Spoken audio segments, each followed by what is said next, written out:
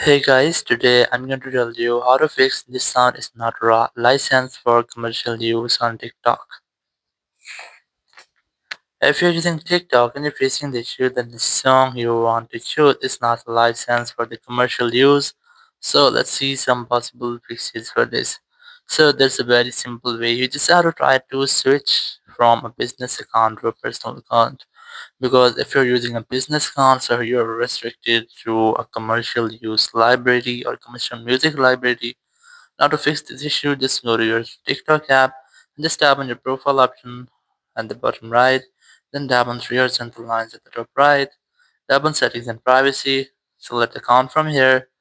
Now on this screen, you just have to select switch to personal account.